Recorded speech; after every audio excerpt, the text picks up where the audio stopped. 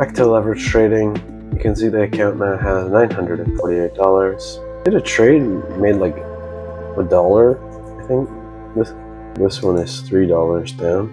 Looks like I did a trade and lost $3. So basically what I found is one of the struggles with doing these leverage trades is if I made a really wide stop loss so that I could lose 40% of my portfolio if it went wrong, and then it just kind of worked out to the upside, and then I made a bunch of money, or I just put no stop loss, then I could seem like a genius because I wouldn't get stopped out and I would have been fine. Okay, my liquidation right now might be around 40K, something like that.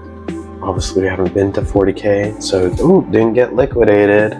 And then if the market goes up, okay, I make more money, but that doesn't really give me a lot of risk protection.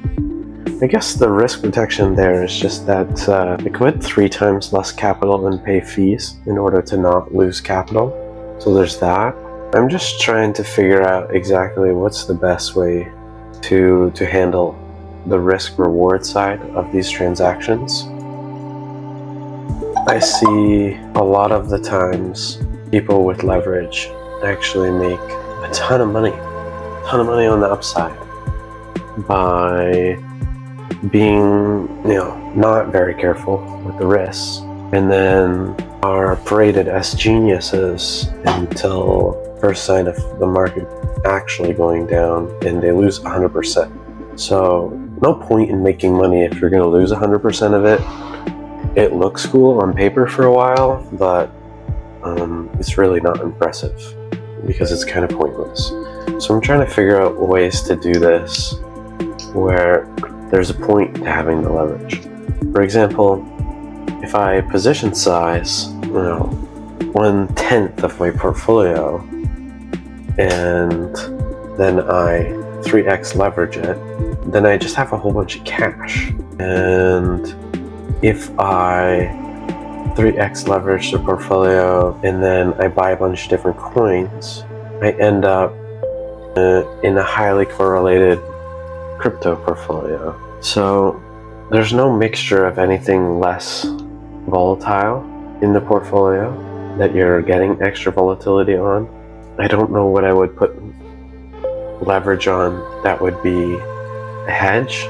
So this type of things that I kind of have to figure out for making this leverage useful is how can I better allocate the capital to have a purpose to having extra capital with knowing that I need to pay fees on that capital. So I can't just do, you bought here, you go to the monthly.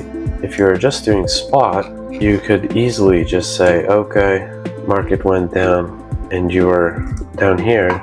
You could have just bought all in here and it doesn't matter.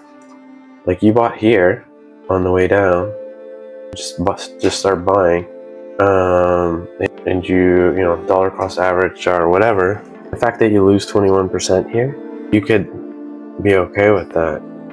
But if you start doing leverage where you're in and out of a position, how many 21% losses are you going to take? So you can't have no downside stop out as the portfolio grows. If you're investing $900 like I got here, okay, no problem. I can say, hey, whatever. If it goes to zero, it goes to zero. I'll take that risk. But if it doesn't go to zero, then I want higher gains. Okay.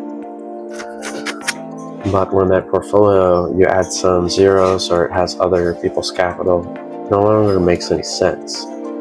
It's not a super great strategy. That's a hope the market goes up strategy.